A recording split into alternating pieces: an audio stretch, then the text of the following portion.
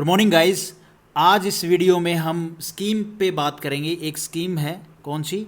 आत्मनिर्भर भारत अभियान स्कीम।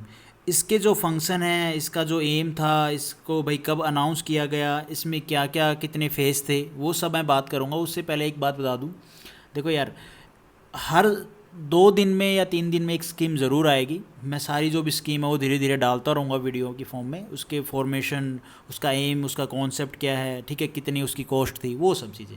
क्योंकि एग्ज़ाम आने वाले, मोदी जी ने भी अभी अनाउंस कर दिया 10 लाख जॉब्स, वो भी 1.5 साल में। तो कहीं ना कोई एग्ज़ाम निकल जाएगा तो अच्छा है। तो तैयारी तो धीरे धीरे थोड़ी थोड़ी करते ही रहनी चाहिए। ठीक है, तो स्टार्ट करते हैं हम ये स्कीम, आत्मनिर्भर भारत अभियान स्कीम। इस स्कीम का एम क्या, मैं बताऊंगा ये कब आई। इस स्कीम का एम क्या था? तो इसका जो एम था वो था make the country and it's citizen dependent and self reliant in all sense. अच्छा जी, सिंपल सी बात है, कंट्री को आत्मनिर्भर बनाना, अपने दम पे, भाई कहीं किसी से लेना ना पड़े, किसी पे डिपेंड ना हो कि भाई हमें वहाँ से लेना ही पड़ेगा जो सामान है, हम रह नहीं सकते हमारे लोग, ठीक है, हम खुद वो चीज़ें बनाएं अपने देश में।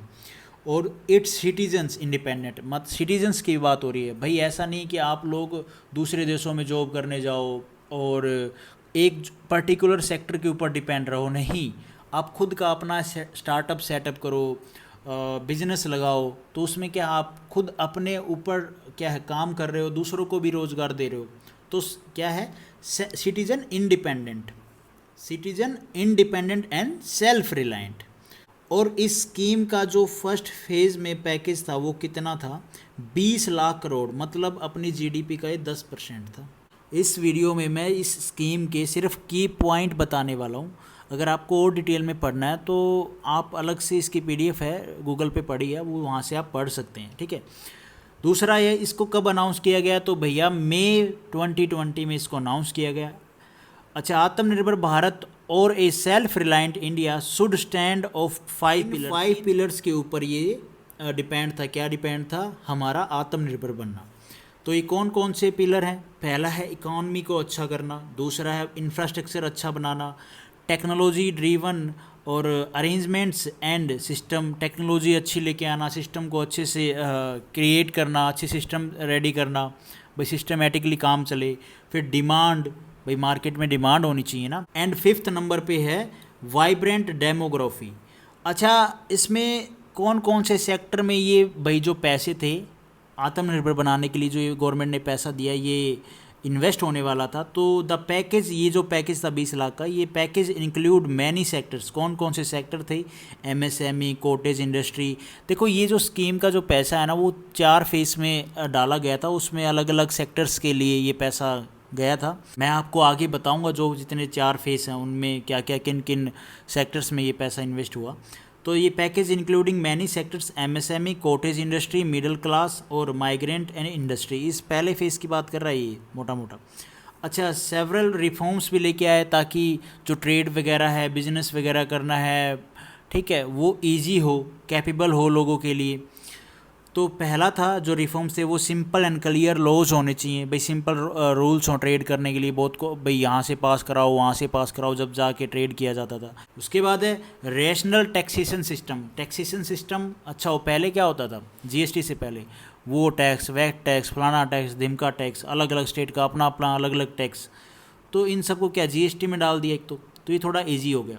उसके बाद supply chain reforms in agriculture. Agriculture में फार्मर्स के लिए बेनिफिट, खेती बाड़ी के लिए जो रिफॉर्म्स है वो लेके आए, सप्लाई चेन अच्छा हो। उसके बाद है कैपेबल ह्यूमन रिसोर्सेज। जो ह्यूमन रिसोर्सेज हैं, जो हमारी यंग जनरेशन है, उसको उसका यूज ज़्यादा से ज़्यादा किया जाए, ठीक है। उसके बाद है robust financial system. Financial system के बारे में है इसमें। फाइनेंशियल सिस्टम को लेके जो रिफॉर्म्स है वो बनाए गए, जो इजी हों, आसान होते हैं। जो 4 फेस हैं जिनमें पैसा इन्वेस्ट किया गया, जो मैंने पहले वाले का एक थोड़ा सा हिंट सा दिया, भाई 20 लाख करोड़, ये भाई उस टाइम पे, कोविड के टाइम पे लोगों को रिलैक्सेशन दिया गया था, ठीक है। तो पहले फेस में जो एम्प्लॉयज़ थे, टैक्स पेयर थे, उनका भाई क्या किया गया, टैक्सेस में रिलीफ दिया गया, 5 लाख तक कर दिया, भाई कोई टैक्स नहीं लगेगा। उसके बाद एमएसएमई में भाई जिसको स्मॉल स्टार्टअप स्टार्ट करने हैं, वहाँ पे लोन प्रोवाइड किया गया। उसके बाद है एनबीएफसीएस में और डिस्कॉम्स में, रियल इस्टेट में, ये है ना सारे पॉइंट डिटेल में हैं, गूगल पे अवेलेबल है, आप पढ़ सकते हैं वहाँ से। मैं सिर्फ इस स्कीम का आपको एक बेसिक सा रिव्यू दे रहा हूँ, बेसिक सा आइडिया हो ताकि। उसके बाद सेकंड फेज़ में फ्री फूड ग्रेन्स के ऊपर क्रेडिट फैसिलिटी दी गई, सबवेशन रिलीफ दिया गया, affordable rental house loan provide किए गए, nation one ration card scheme चालू की गई, मनरेगा में पैसा लगाया गया। जो थर्ड फेज़ था उसमें इंटर स्टेट ट्रेड को लेके, कॉन्ट्रैक्ट फार्मिंग के लिए और डी रेगुलेशन प्रोड्यूस के लिए, एग्रीकल्चर इंफ्रास्ट्रक्चर के लिए, ज़्यादा फार्मिंग के ऊपर ही था, ट्रेड वगैरह करने के लिए। ठीक है, थर्ड फेज़ में पैसा डाला गया।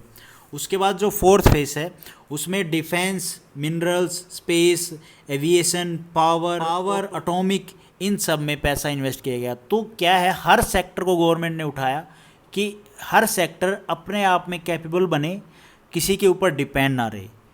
अगर आपको इन सारे सेक्टर्स को पढ़ना है, इसमें हर सेक्टर में गवर्नमेंट ने कितना पैसा डाला, ठीक है, जो फार्मिंग है, एग्रीकल्चर, उनके लिए कौन कौन सी स्कीम प्रोवाइड की, किसान क्रेडिट कार्ड लेके आए, वो सब आपको पढ़ना है तो आप गूगल पे सिर्फ इस स्कीम का नाम डालो, आपको PDF मिल जाएंगी, इस एक एक चीज़ डाली हुई है वहाँ पे। तो एक बेसिक सा रिव्यू ले लिया हमने इस स्कीम का। Thank you for watching this video. Video आपको ठीक लगी तो लाइक करना, चैनल पे नए हो तो भाई सब्सक्राइब करना।